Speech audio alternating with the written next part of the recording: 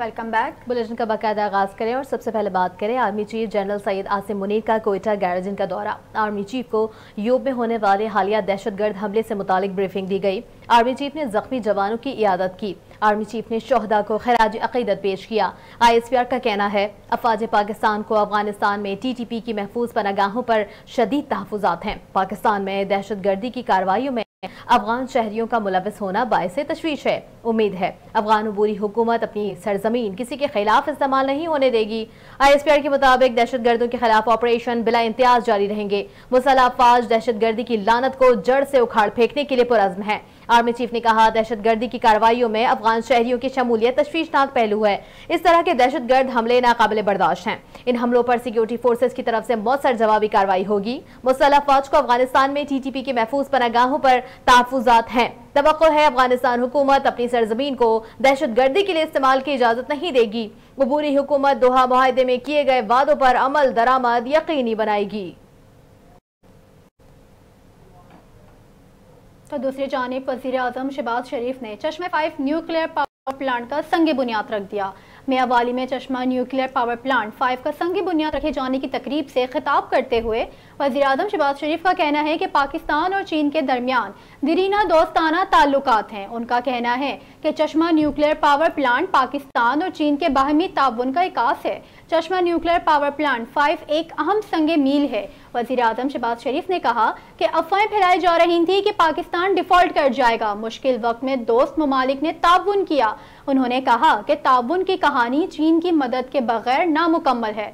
मुश्किल वक्त में चीन ने $5 अरब के कर्जों का रोल अदा किया। वज़ीर आज़म शहबाज शरीफ का कहना है कि अजीम दोस्त की मुश्किल वक्त में मदद को कभी नहीं भूलेंगे। आगे बढ़े बात करें राना सनाउल्लाह के हवाले से। मुस्लिम लीग नून ने आइंदा इंतखाबात में पंजाब के हर हल्के से अपना उम्मीदवार नामजद करने का ऐलान कर दिया है। राना सनाउल्लाह ने कहा कि इंतखाबात में किसी जमात से इत्तेहाद नहीं किया जाएगा, सिर्फ नागुज़ीर सूरत हाल में चंद हल्कों में एडजस्टमेंट हो सकेगी। लाहौर में प्रेस कॉन्फ्रेंस करते हुए वजीर दाखिला राना सनाउल्लाह ने कहा कि हमारा अज़्म है पाकिस्तान मुस्लिम लीग नून पंजाब में भरपूर अंदाज से इंतखाबी अमल को आगे लेकर बढ़ेंगे। उन्होंने कहा कि सूबाई कौमी असम्बली के हल्कों से अपने उम्मीदवार नामजद करेगी। उन्होंने कहा कि क़ब्ल अज़ें ऐसा हुआ कि बाज़ अज़ला में हमने अपने उम्मीदवार नामजद नहीं किए थे, लेकिन इस बार चैलेंज है कि हम इसे हर तौर पर कबूल करेंगे।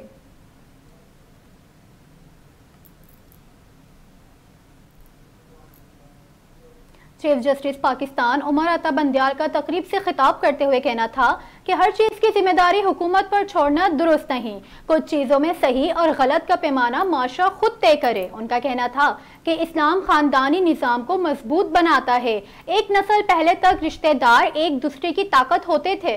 चीफ जस्टिस का कहना था कि नई नस्ल को हुनरमंद बनाकर बेहतर नताइज हासिल किए जा सकते हैं। आबादी के मसाइल कानूनी नुक्ता नज़र से हल नहीं किए जा सकते। मज़ीद कहा कि माशरा मसाइल का हल तलाश करके रियासत की मावनत करे। मौजूदा हालात में तकनीकी और फ़नी तालीम में खुद मुख्तारी की जानिब पहला कदम है। District and session court Islamabad ने चेयरमैन PTI बुशरा बीबी के खिलाफ गैर शरई निकाह केस के सिविल जज के फैसले को कलअदम करार देने की तफसीली फैसला जारी कर दिया है। सेशन जज आजम खान ने रसूल जज के फैसले को कलअदम करार देने की तफसीली फैसला जारी किया है। अदालत ने अपने तफसीली फैसले में कहा है कि दरखास्त गुजार की अपील मंजूर करते हुए सिविल जज का 13 मई का फैसला कलअदम करार दिया जाता है। तफसीली फैसले में अदालत ने कहा जुडिशल मजिस्ट्रेट बनीगाला को मामला वापस भिजवाया जाता है। कानूनी नुकात को मद्देनजर रखते हुए जुडिशल मजिस्ट्रेट दरखास्त पर फैसला करे। अदालत के तफसीली फैसले में कहा गया है कि दरखास्त गुजार के मुताबिक सिविल जज ने उनके दलाइल तफसील से नहीं सुने। सिविल जज का फैसला और दलाइल सुनने के बाद मालूम हुआ कि केस को तफसीली नहीं सुना गया।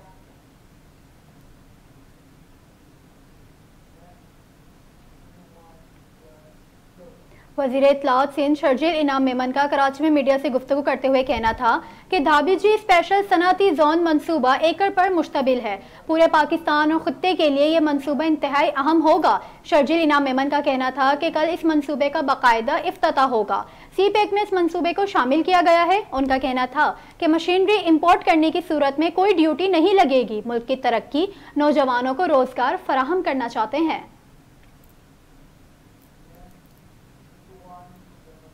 मौसमी सूरत हाल से आगाह करें। महकमा मौसमियात ने आइंदा हफ्ते से सिंध में मानसून के नए सिस्टम के असरअंदाज होने की पेशगोई की है। महकमा मौसमियात के मुताबिक 20 से 22 जुलाई के दरमियान मानसून बारिशों का नया सिलसिला सिंध पर असरअंदाज हो सकता है। महकमा मौसमियात का कहना है कि कराची समेत सिंध के दीगर अजला में बारिशों का इम्कान है और बारिशों का नया सिलसिला खलीज बंगाल से पाकिस्तान में दाखिल होगा। महकमा मौसमियात के मुताबिक कराची में बारिशों की शिद्दत का अंदाजा सिस्टम के करीब आने पर होगा। वज़ीर आज़म शहबाज शरीफ का कहना है कि स्किल डेवलपमेंट हमारी तरजीह होना चाहिए। वज़ीर आज़म शहबाज शरीफ ने इस्लामाबाद में नेशनल यूनिवर्सिटी ऑफ टेक्नोलॉजी के मरकजी कैंपस के संग बुनियाद रखने की तकरीब से खिताब करते हुए कहा कि गुज़िश्ता इतवार में 4,50,000 तलबा को मेरिट पर वज़ाइफ दिए। नौजवानों को हुनरमंद बनाना वक्त का तकाजा और कामयाबी की कुंजी है। मुल्क की तरक्की के लिए फ़नी तालीम का फ़रोग ज़रूरी है। तालीम किसी एक तबके का नहीं, सबका हक है। शहबाज शरीफ का मजीद कहना था कि अगर हुनरमंद लोगों को बैरूनी मुल्क भेजेंगे तो पाकिस्तान का तिजारती खसारा कम हो जाएगा। तो दूसरी जानिब नासिर हुसैन शाह ने कहा है कि सिंध प्रीमियर लीग के प्रोग्राम हो रहे हैं। प्रोग्राम का मकसद है मुल्क का नाम रोशन हो। उनका कहना था कि सिंध प्रीमियर लीग से टैलेंट आगे आएगा। सिंध हुकूमत का मकसद पसमानदा इलाके में टैलेंट को आगे लाना है। तकरीब से शाहिद आफरीदी खिताब करते हुए कहा कि सिंध में बहुत सारी NGOs काम करती है। अब हम बलूचिस्तान की तरफ कदम बढ़ा रहे हैं। कहा कि बलूचिस्तान के सैलाब ज़दगान को बिल्कुल नहीं भूले।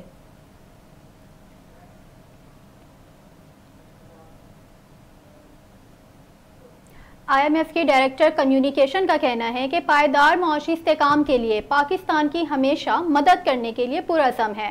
उनका कहना था $3 अरब के नए प्रोग्राम का मकसद मुआशी इस्तेकाम लाना है। पाकिस्तान को मुआशी पॉलिसियों पर साबित कदमी से अमल करना होगा।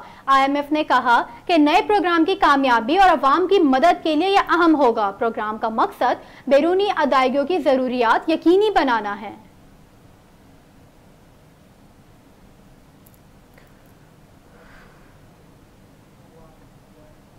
तो दूसरी जानिब सिंध के वज़ीर तवानाई इम्तियाज़ शेख ने कहा है कि इतलात है कि नैपरा एक्ट में ऑर्डिनेंस के जरिए तरमीम की जा रही है। इस हवाले से इम्तियाज़ शेख का कहना है कि नैपरा एक्ट में तरमीम पर सूबों को शदीद तहफ़्फ़ुज़ात हैं जिन्हें दूर किए बगैर ऑर्डिनेंस नाकाबिल कबूल है।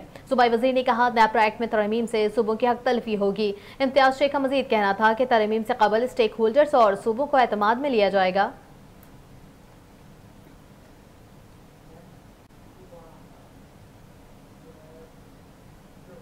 मेंबर कौमी असम्बली मोहम्मद खान लगारी ने पाकिस्तान तहरीक इंसाफ छोड़ने का ऐलान कर दिया। अपने वीडियो बयान में रुकन कौमी असम्बली मोहम्मद खान लगारी ने 9 मई के वाक़यात खुसूसन फौजी तंजीबात पर हमलों और शोहदा की बेहुरमती के वाक़यात की शदीद अल्फाज में मजम्मत की। पाकिस्तान तहरीक इंसाफ से अपनी राहें जुदा करने का भी ऐलान कर दिया। सरदार मोहम्मद खान लगारी का कहना था जिस तरह पहले मुल्क को कौम और अपने हल्के की आवाम की खिदमत करता आया हूँ वो करता रहूंगा। मुल्क कौम और इलाके की बेहतरी के लिए मुस्तकबिल में जो फैसला लेना पड़ा वो जरूर लूंगा।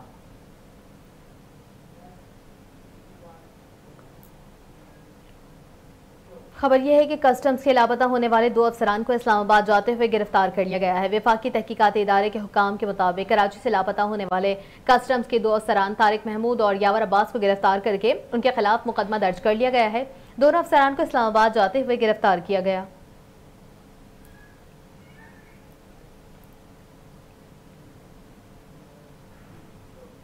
DIG ट्रैफिक ने कराची में मुहर्रमुल हराम के दौरान जुलूस के रोड्स पर खड़ी गाड़ियों को उठाने का हुक्म दे दिया। कराची में मुहर्रमुल हराम के सिक्योरिटी इंतजामात और जुलूस की गुजरगाहों के हवाले से अहम इजलास मुनक्किद हुआ।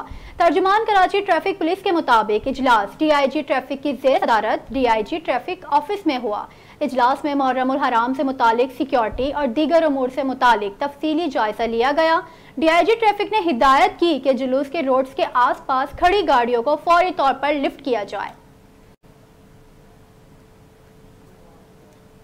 और खबर दें आपको कि क़िबला रुख का तयन करने के लिए सूरज 16 जुलाई को बैतुल्लाह के ऊपर से गुजरेगा। पाकिस्तानी वक्त के मुताबिक 2:18 पर सूरज खाना काबा के ऐन ऊपर होगा। उस वक्त दुनिया भर के सायों का रुख बैतुल्लाह की जानिब होगा, जबकि उस रोज बैतुल्लाह का साया नहीं होगा। किबला रुख का दुरुस्त तयन किया जा सकेगा। 16 जुलाई को उस वक्त जमीन पर एक छड़ी अमूदन गाड़ दें या किसी इमारत को कोने का इंतखाब करें। जैसे ही ये वक्त आएगा, इस साए पर एक खत खींच दें और इस खत पर अमूद गिराएं, शामिल से जुनूब की तरफ रवाना करें और कायमा बनाएं। यही किबला रुख होगा। उस वक्त दुनिया भर के सायों का रुख बैतुल्लाह की जानिब होगा। दोबारा सूरज 28 मई को बैतुल्लाह के ऊपर से गुजरेगा। उस रोज भी किबला रुख का तयन किया जा सकता है। कौमी क्रिकेट टीम के साबिक कप्तान शाहिद आफरीदी का कहना है कि भारत में शेड्यूल वर्ल्ड कप 2023 में पाकिस्तान के पास बेहतरीन टीम है। कोई वजह नहीं कि कौमी टीम फाइनल तक रसाई हासिल ना कर सके। इंटरव्यू देते हुए साबिक कप्तान शाहिद आफरीदी ने सवाल का जवाब देते हुए कहा कि वर्ल्ड कप में मेरी टॉप 4 टीमें पाकिस्तान, भारत, इंग्लैंड और ऑस्ट्रेलिया हैं। मुझे लगता है कि कौमी टीम में ज्यादा तब्दीलियां करने की जरूरत नहीं। न्यूज स्टूडियो से फिल वक्त इतना ही। मजीद खबरों और अपडेट के लिए देखते रहिए उर्दू न्यूज नेटवर्क।